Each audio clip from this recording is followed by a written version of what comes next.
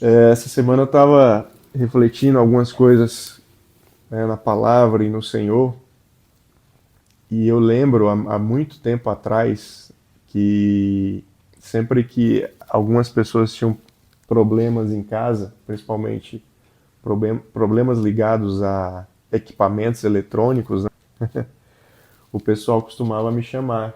Porque sempre tem alguém na família, no prédio, que é mais entendidinho de aqueles que fuçam mais em eletrônica. E é interessante que todo equipamento eletrônico, eu vou dizer aqui que eu acho que quase que 100% ou 99% deles, tem um recurso que as pessoas, a maioria de nós não usa. Tem um recurso dentro dele. Se você pegar qualquer aparelho eletrônico, celular, tudo, existe um recurso que a gente pode acioná-lo. Mas poucas pessoas acionam esse recurso, né? Eu lembro de algumas vezes já ter acionado ele. E muitas vezes ele salva a gente nessas questões eletrônicas, porque aquilo que não estava funcionando direito, ele volta a funcionar. E antes de falar de que recurso é esse, que recurso eletrônico,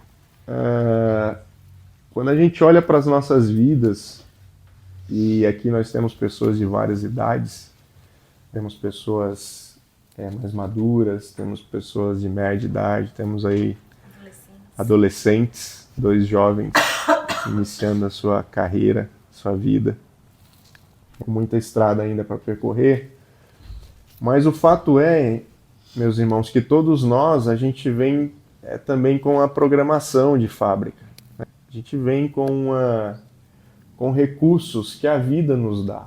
E nós, como cristãos, entendemos que Deus também nos imprime recursos, nos imprime um DNA, características que nós carregamos. Só que na nossa jornada, na nossa caminhada, nós sempre estamos acumulando coisas. A gente acumula aprendizados, a gente acumula informação, a gente acumula diplomas, a gente acumula cursos, né, workshops, nem sei mais que nome se dá hoje aos encontros, mas enfim, a gente vai acumulando, e na igreja isso também acontece. Na igreja hoje a gente tem que selecionar os eventos que a gente vai, porque tem evento todo dia, tem na segunda, na terça, na quarta, tem igreja que às vezes tem mais de um evento por dia. E nós estamos sempre acumulando essas informações e nós estamos sempre modificando a nossa programação, nós estamos sempre reprogramando algo nas nossas vidas. E de um todo, eu não quero demonizar isso, nem dizer que está errado, mas faz parte do crescimento, faz parte da nossa jornada, faz parte da nossa caminhada no Evangelho. Não dá para permanecermos da mesma forma que nós iniciamos. Mas Deus trouxe uma palavra dentro desse contexto. Se você quiser acompanhar aí na sua Bíblia, está lá no livro de Apocalipse, capítulo 2. Está bem fácil de encontrar aí, só você abrir no último livro da Bíblia. Apocalipse, capítulo 2, que vai tratar a respeito das cartas, das 7 cartas que o anjo distribuiu para as igrejas. Então, na visão de João, na visão de Apocalipse, ele traz essa visão das cartas. E essa carta aqui, ela é uma das, talvez, mais importantes, ou a carta que é mais pregada ou divulgada. Mas o Senhor está nos levando essa noite a lê-la novamente, porque essa carta, ela não foi escrita apenas para a igreja de Éfeso. Essa carta ela foi escrita para mim e para você. Então ela está aqui endereçada com o meu e com o seu nome. E você já vai entender o porquê. Versículo 1, capítulo 2. Escreva essa carta ao anjo da igreja em Éfeso. Esta é a mensagem daquele que segura na mão direita as 7 estrelas, daquele que anda entre os 7 candelabros de ouro. Sei de tudo o que você faz. Vi o seu trabalho árduo e sua perseverança. E sei que não tolera os perversos. Examinou as pretensões dos que se dizem apóstolos, mas não o são, e descobriu que são mentirosos. Sofreu por meu nome com paciência sem desistir. E aí no versículo 4, o anjo começa a mudar aqui a linguagem. Na verdade, o anjo ele é só o mensageiro, o próprio Deus quem está falando com a igreja. E aí ele diz o seguinte: contudo, tenho contra você uma queixa. Você abandonou o amor que tinha no princípio. Veja até onde você caiu. Arrependa-se e volte a praticar as obras que no início praticava. Do contrário, virei até você e tirarei o seu candelabro do seu lugar entre as igrejas. Mas a isto a seu favor, você odeia as obras dos nicolaítas, como eu também odeio. Até aqui, irmãos. Vamos ler até aqui nesse primeiro momento. E é muito importante nós entendermos que dentro dessa mensagem, dentro dessa palavra, a primeira coisa que o anjo faz, o anjo que está anotando essa carta, ele diz que quem escreve, essa é a mensagem daquele que segura na mão direita as 7 estrelas, e daquele que anda entre os 7 candelabros de ouro. Essa passagem, ela se refere às 7 igrejas que existiam ali na Ásia Menor.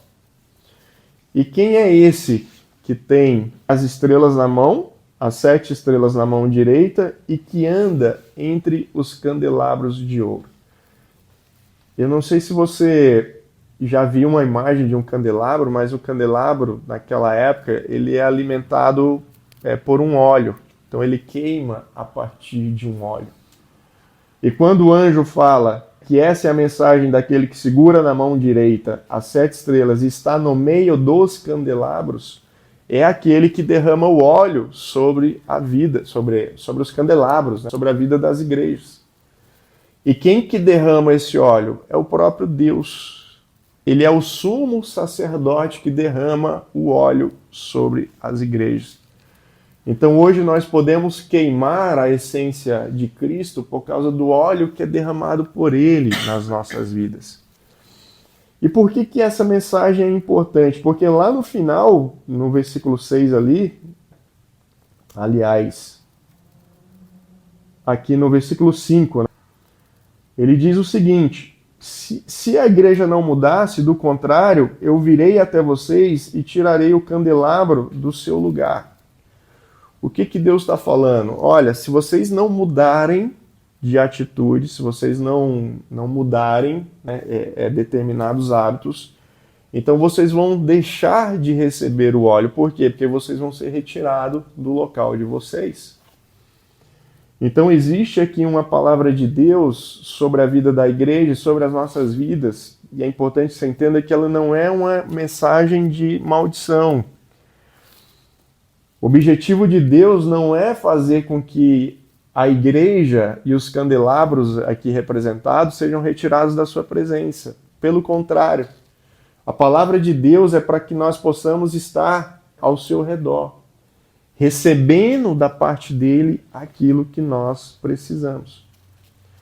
E quando nós lemos aqui os primeiros versículos aqui, lá no versículo 2, o que Deus fala a respeito da igreja? Olha, eu sei de tudo o que você faz. Eu vi o seu trabalho árduo e a sua perseverança. Algumas versões, irmãos, vão trazer aí a palavra labor. Todo mundo sabe o que é labor, né? Labor é trabalho. Só que labor, diferente da palavra trabalho, se você vai olhar ali o significado dessa palavra no grego, labor significa o trabalho árduo.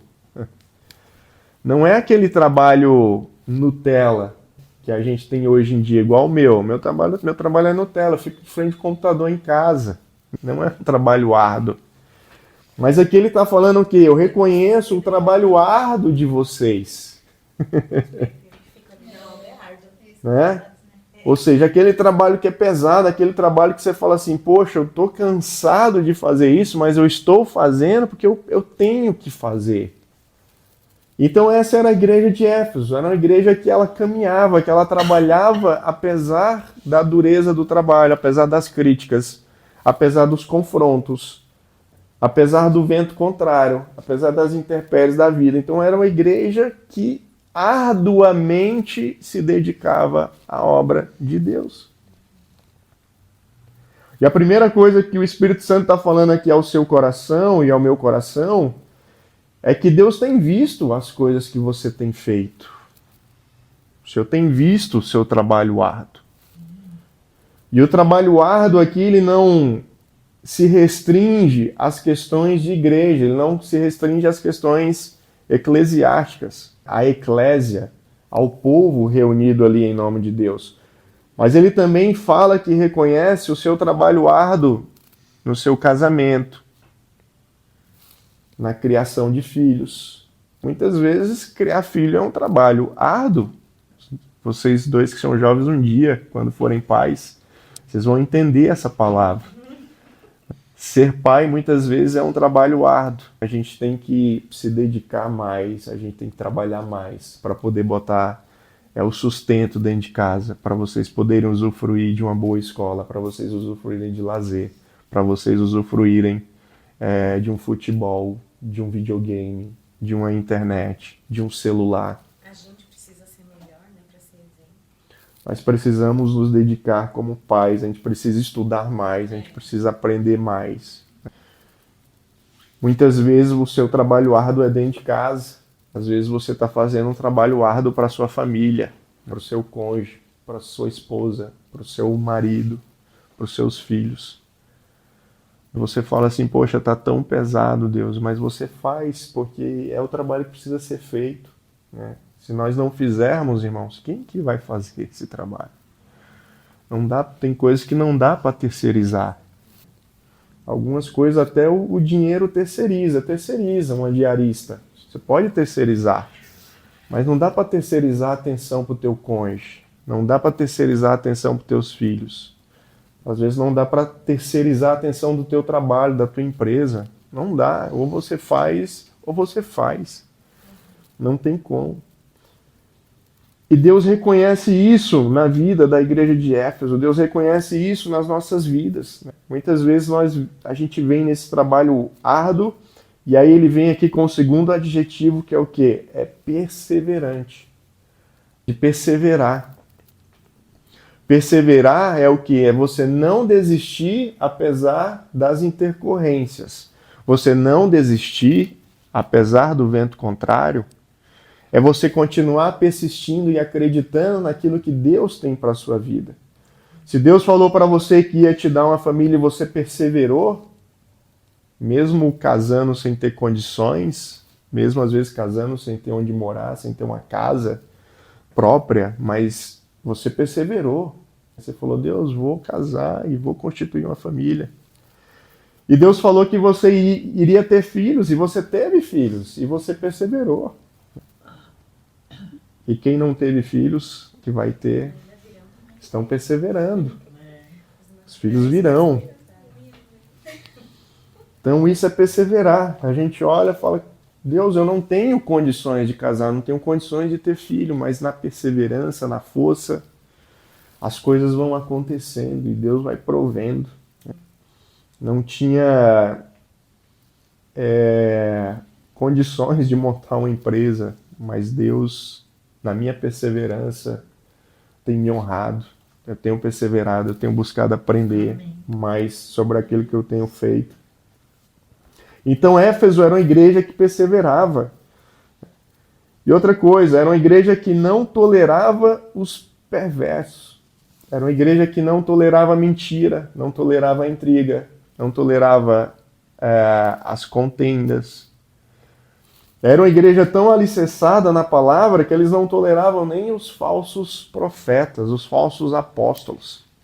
Aqueles que se diziam serem mestres, mas que na verdade eram falsos apóstolos. Então isso demonstra o nível de integridade e o nível de comunhão que esses irmãos tinham com Cristo, que esses irmãos tinham com a palavra de Deus.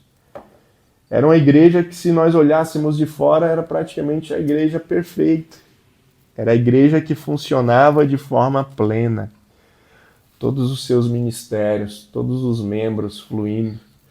É uma igreja que ela faz os seus seminários, né, faz os seus congressos. É uma igreja que atrai pessoas de outras igrejas. É uma igreja que ela é referência no local que ela ocupa. E muitas vezes, irmãos, nós somos exatamente igual essa igreja. Muitas vezes você é uma referência de pai, você é uma referência de mãe. Muitas vezes você é uma referência de cristão, muitas vezes você é uma referência de estudante. Muitas vezes você é uma referência de alguém que entende daquilo que faz no seu trabalho, na sua profissão. As pessoas olham para você e falam, poxa, olha só, fulano entende, ele sabe realmente o que ele está fazendo. E está tudo certo, isso faz parte da vida. E que bom que a gente seja referência. Que bom que essa igreja ela era referência. Que bom que essa igreja caminhava na palavra de Deus. Que bom que ela se apresentava como uma igreja que verdadeiramente recebia do Senhor como esse candelabro que estava ali aberto para receber o óleo de Deus, para receber da presença de Deus. Então tá tudo certo, a coisa está fluindo, a coisa está funcionando. Muitas vezes a igreja de Éfeso, ela representa a nossa casa. Muitas vezes a nossa casa ela está funcionando. As coisas estão indo bem, a nossa casa ela está organizada. Hoje a gente chega, existe horário de refeição, existe o dia que a diarista vem, ou o dia que você vai limpar a casa. Você tem o local onde o pet se alimenta, o pet tem horário para descer, para fazer as necessidades. Os filhos têm horário para ir para a escola, tem horário para estudar, tem horário para ficar no celular, tem horário para ficar no videogame, no computador. Tá tudo certo, tá lindo. Nós estamos vivendo igual a igreja de Éfeso. A nossa casa está funcionando plenamente. A nossa casa é a casa que os vizinhos olham, que as pessoas olham e falam assim, poxa, eu queria ter uma família igual àquela. Eu queria ter uma casa igual àquela. E tá tudo certo, irmãos. Que bom que seja assim, e a gente precisa ser assim. Só que aí o que acontece? Durante a jornada, durante a nossa caminhada, durante a nossa absorção de conhecimento e as programações e reprogramações que a gente vai fazendo na nossa vida, a gente se torna igual aquele aparelho eletrônico que eu falei no início. Muitas vezes aquele celular que você pegou na loja, que ele tinha espaço, 90% de espaço livre. Ele não tinha praticamente nenhum programa instalado. E aí com o tempo você começou a usar esse celular e você foi instalando um monte de programa. E aí você foi ocupando a memória dele, ao ponto de esse celular, cara, ser o celular perfeito. Ele tá lá com todos os programas que você precisa. Você tem programas lá que vão auxiliar a você organizar sua vida, sua agenda, seu trabalho, sua vida familiar, sua vida espiritual. Eu não sei se você sabe, mas o seu celular ele tem o aplicativo da Bíblia. Você tem um aplicativo da Bíblia no seu celular. Só que aí esse celular que está fluindo, que está completo, esse celular ele começa a dar falha. Ele começa a engasgar, parece que ele já não está mais processando direito algumas coisas. Ou parece que ele já não está funcionando da mesma maneira que ele funcionava lá atrás. Talvez seja o seu computador, talvez seja o seu aparelho, sei lá, eletrônico que você tem na sua casa. Ele já não está funcionando mais. E aí, irmãos, lembra lá no início que eu falei que existe um recurso no aparelho eletrônico que poucas pessoas usam? Esse recurso geralmente ele está escondido. Se você pegar, por exemplo, aqui tem um videogame atrás, né? Se a gente olhar aqui, dificilmente a gente vai ver esse recurso. Por quê? Porque geralmente ele fica escondido, ele fica embaixo, ele fica atrás. Ele é pequenininho. Você não consegue usar o seu dedo para acioná-lo. Você vai ter que pegar um grampo, você vai ter que pegar um clipe, vai ter que desdobrar esse clipe para você apertar num local chamado reset. Reset. Nós vamos precisar resetar esse aparelho. E o que é resetar o aparelho? Reset vem de uma palavra em inglês. É reset. Reset é de settings. O que é settings? Settings são configurações. Configurações de fábrica. Então, o resetting é você reconfigurar para as configurações de fábrica. É você restaurar para aquilo que foi estabelecido para funcionar de acordo com o fabricante. E aí, quando a palavra de Deus vem à igreja de Éfeso e vem às nossas vidas hoje, o que Deus está falando aqui no versículo 4 é o seguinte, cara, vocês precisam dar um reset no sistema de vocês. Porque o sistema de vocês, ok, ele está funcionando, mas existe uma configuração aí que ela foi perdida. Que ela já não está mais funcionando como deveria funcionar. E aí ele fala, existe uma queixa contra vocês. Vocês abandonaram o amor que vocês tinham no princípio. Vocês têm todos os aplicativos instalados. Está tudo funcionando no teu aparelho de celular. Mas você perdeu o brilho que você tinha lá no início, quando você ganhou o seu aparelho. E para que você entenda melhor, irmão, essa mensagem, e para que ela faça sentido na sua vida, o Senhor está falando que o seu aparelho de celular, ele pode ser o seu casamento. Às vezes o seu casamento, o meu casamento, ele pode estar precisando de um reset. Ele está tudo, o casamento está funcionando, que é uma beleza. Está tudo redondinho, está tudo fluindo. Mas às vezes dentro do casamento nós perdemos o primeiro amor. Nós perdemos o brilho que tinha do primeiro contato. Ali onde você estabeleceu um vínculo com seu cônjuge, um vínculo de paixão, um vínculo de admiração. E pode ser que às vezes hoje as nossas vidas elas funcionem muito melhor. Mas o que Deus está falando aqui através dessa mensagem, dessa carta do anjo, é que a gente precisa resgatar aquilo que nos trouxe até aqui. E é interessante que nós chegamos até o livro de Apocalipse para Deus apontar para o início. Então, muitas vezes, quando a gente acha que está chegando no fim, o fim ele está apontando para o início. O evangelho, irmãos, é voltar para o início. Foi o que Jesus falou para Nicodemos, olha, cara, você precisa nascer de novo. O que Jesus falou? Você precisa restartar coisas na sua vida. Porque a programação que hoje está aí em você, ele não funciona mais. Então você precisa restartar. Você precisa liberar aí um novo espaço. Você precisa começar a implementar novos programas a partir do prisma do evangelho, a partir do prisma do amor. Porque isso aqui é o que sustenta a base. O que sustenta é o amor, são as primeiras obras, não são as últimas obras. Nós temos falado isso aqui, irmãos, algumas vezes, né? Na verdade, Deus tem falado para nós. O que sustenta esse prédio não é o último andar. O que sustenta esse prédio é o que está debaixo da terra. Não é nem a sala térrea. O que sustenta é aquilo que foi formado primeiro.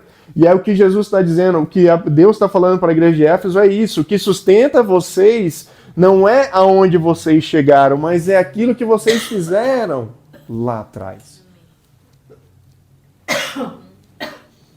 E vocês estão esquecendo de olhar e de cuidar daquilo que vocês fizeram lá atrás. Nós podemos dar manutenção, irmãos, no nosso apartamento. Parecer uma rachadura, a gente vai lá e conserta. Mas a principal manutenção que a gente tem que dar no prédio é na fundação. É a gente ver se a fundação ela ainda continua no lugar. É a gente ver se a fundação ainda continua firme. Eu falei de casamento, mas pode ser que o reset que Deus esteja pedindo para você seja na tua vida espiritual. Talvez você precise dar um reset na sua vida espiritual. Talvez eu precise dar um reset na minha vida espiritual. Talvez eu precise me reconectar com coisas que Deus me deu lá no início e que fez com que eu e você chegássemos até aqui. Coisas que foram importantes e que hoje nós negligenciamos. E por que a gente negligencia? Porque a gente já alcançou outros níveis. Hoje eu já estou habitando na cobertura. Então, às vezes, a gente negligencia os degraus que nós tivemos que passar para chegarmos até aqui. Talvez o restart que você precise dar na sua vida seja no seu trabalho, seja na sua profissão. Talvez você caminhou, chegou até um ponto que você fala, poxa, não está fluindo mais, não está funcionando mais. E aí o Senhor fala, ó, você precisa dar um reset lá no teu trabalho. Você precisa voltar para a configuração original, para a sua profissão. Lembra por que você começou nessa profissão? Lembra por que você começou nessa empresa? Lembra por que você começou nessa função? Talvez o restart que Deus queira dar nas nossas vidas seja em relação ao nosso ministério. Seja na área ministerial. Talvez a gente abandonou, irmãos, coisas do nosso ministério que são importantes e Deus está falando uma volta para aquele lugar. A palavra de Deus para nós nessa noite é: nós já temos o que nós precisamos. Você já tem o que você precisa. Eu já tenho o que eu preciso. Agora o que nós devemos é cuidar daquilo que foi plantado lá atrás, daquilo que foi iniciado lá atrás.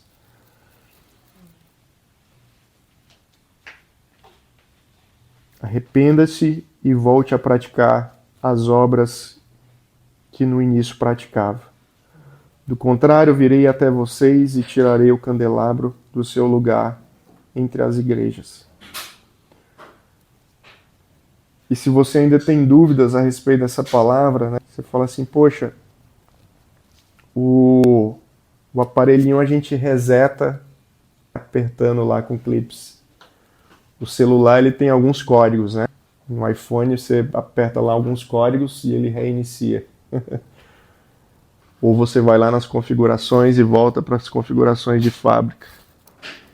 E aí você fala assim, mas e eu? Né? Como que eu reseto a minha vida? Lá no versículo 7, a palavra nos diz como, irmãos. Quem tem ouvidos para ouvir, ouça o que o Espírito diz às igrejas. Ao vitorioso darei o fruto da árvore da vida que está no paraíso de Deus. Então nós resetamos a nossa vida, ou nós resetamos áreas da nossa vida quando nós ouvimos a voz de Deus. Portanto, não é a minha voz que você tem que escutar aqui essa noite, você tem que escutar a voz de Deus. O que Deus está falando ao teu coração que você precisa resetar? Talvez você precise resetar a tua relação com os pais. Como que você tem relacionado com os pais? Talvez você precise resetar a tua relação com a escola, com o estudo. Então existem várias áreas na nossa vida que elas podem ser resetadas e o Senhor está falando aqui com cada um de nós. Áreas que precisam estar sendo resetadas. De um modo geral, irmãos, e para a gente caminhar aqui para o final. Deus ele está resetando a sua igreja. Se Se você tem percebido isso, Deus está resetando a sua igreja. Deus está pegando igrejas que caminharam e que hoje chegaram ao patamar de estrutura que seria comparado a uma igreja de Éfeso nos dias atuais, e Deus está resetando essas igrejas. Porque nós precisamos voltar para a essência, nós precisamos voltar para o primeiro amor, nós precisamos voltar para as primeiras obras. Deus tem resetado as nossas vidas quando nos tirou de onde nós estávamos e nos trouxe para cá, para estarmos reunidos dentro do nosso apartamento, junto com familiares, com amigos. Deus está resetando as nossas vidas. E se Deus está resetando, irmãos, é porque Ele quer nos mostrar aonde está aquilo que é mais importante. E aquilo que é mais importante, ele é invisível, né, aos olhos humanos, mas ele é visível aos olhos de Deus. Amém. Então que nós possamos tornar visível para Deus aquilo que é invisível. E que nós possamos tornar invisível para os homens aquilo que é visível aos olhos dele. O Senhor quer nos esconder no seu coração, o Senhor quer nos esconder no secreto. O Senhor quer esconder a sua vida nele. O Senhor quer te mostrar que aquilo que tem mais importante na sua vida está escondido, não está visível. Se você tem procurado coisas visíveis na sua vida, Deus está falando na noite de hoje. Procure aquilo que é invisível e você achará. Procure aquilo que está em Deus, aquilo que está em oculto, aquilo que está em secreto e você achará. Procure aquilo onde os homens não estão procurando. Se for necessário ir na contramão do mundo, vá. Mas é lá que você vai encontrar. É onde ninguém está procurando. Então, eu queria que você curvasse a sua cabeça nesse momento. Quero orar pela sua vida, meu irmão. Quero te abençoar em nome de Jesus, em cima dessa palavra. Para que ela possa entrar no seu coração, para que ela possa fazer sentido na sua vida. E para que o Espírito Santo fale com você. Você tem que ouvir a voz dele. Não é a minha voz, não é a voz de um terceiro, mas é a voz do próprio Deus falando ao teu coração daquilo que precisa ser restartado na noite de hoje. Senhor, meu Deus e meu Pai, nós queremos te agradecer pela tua palavra, queremos te agradecer pela mensagem. Queremos te agradecer, Pai, porque assim como o Senhor fez com a igreja de Éfeso, assim o Senhor faz com as nossas vidas. O Senhor cuida do nosso coração, o Senhor cuida do nosso secreto, o Senhor cuida daquilo que nós não conseguimos ver, Pai, que ninguém consegue enxergar, mas que o Senhor enxerga aquilo que está escondido dentro do nosso coração. Então, muito obrigado por cuidar das nossas vidas, muito obrigado, Senhor, por colocar uma cerca de proteção ao nosso redor, para que estejamos debaixo da Tua santidade, Pai, debaixo da Tua palavra. Senhor, em nome de Jesus, nós queremos te agradecer por tudo o que o Senhor já fez nas nossas vidas, por todo o alimento recebido, por todas as instruções, as correções. Te agradecemos, Pai, por cada palavra, por cada culto, por cada livro que nós lemos, por cada congresso que participamos, por cada retiro em que estivermos presentes, Pai. Queremos te agradecer por todo esse crescimento. Mas queremos também, Pai, te agradecer por o Senhor nos alertar que é necessário cuidar do fundamento. É necessário cuidar daquilo que nos trouxe até aqui. É preciso cuidar do nosso casamento na sua fundação. É preciso cuidar da nossa vida espiritual lá, Pai, na pedra fundamental. Nas palavras que foram lançadas sobre a nossa vida pelo Senhor. Palavras que nos sustentam até hoje. Sustentam a nossa vida espiritual, o nosso ministério. Sustentam a nossa vida com o Senhor, Pai. Que nós possamos retornar, Pai, aquilo que nos levou a termos os nossos filhos. a gerarmos a nossa prole. Os propósitos, Pai, que o Senhor colocou no nosso coração, onde os nossos filhos, eles seriam como flechas. Amém, Jesus. E nós somos aqueles responsáveis por lançar essas flechas, Pai, para que elas encontrem o alvo estabelecido pelo Senhor na vida delas, Pai. Então que assim seja na vida dos nossos filhos, que a gente não venha se esquecer, Pai, desse fundamento, do propósito. Os nossos filhos não são nossos, eles são do Senhor. Nós estamos apenas cuidando deles para Ti, Pai. Então que o Senhor cumpra a obra na vida deles. Que nós possamos restartar, Pai, o nosso chamado, o nosso ministério. Os dons que o Senhor nos entregou, que eles possam ser reavivados na noite de hoje. Na simplicidade que o Senhor nos deu lá atrás, onde nós éramos apaixonados, Pai, pelas verdades do Teu Evangelho, nós éramos apaixonados pela Tua Palavra, nós éramos apaixonados por cada revelação que recebíamos, por cada descoberta que tínhamos no Senhor, Pai. Que nós não venhamos a sair desse lugar, mas que, ao contrário, nós possamos retornar para Ele, Senhor Jesus. O local onde nós fomos programados por Ti, para fluir conforme o Teu Espírito, e não para funcionar conforme a nossa vontade.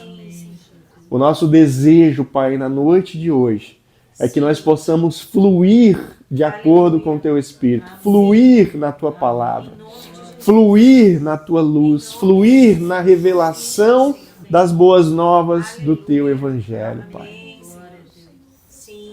Nós não queremos ser vistos pelo mundo, Pai, apesar dele estar nos observando. Mas nós queremos ser vistos pelo Senhor. E assim como o apóstolo Paulo falou, Pai, de um dia podermos chegar diante de Ti e ouvirmos audivelmente que nós nos mantivermos no local secreto. Nós guardamos a fé, nós combatemos o bom combate, nós cumprimos aquilo que o Senhor estabeleceu para as nossas vidas, Pai. Esse é o nosso prêmio, esse é o nosso alvo. Não são os aplausos, não são o reconhecimento por aquilo que fazemos, pelas ferramentas que carregamos, ou pelos dons e talentos que possuímos, Pai.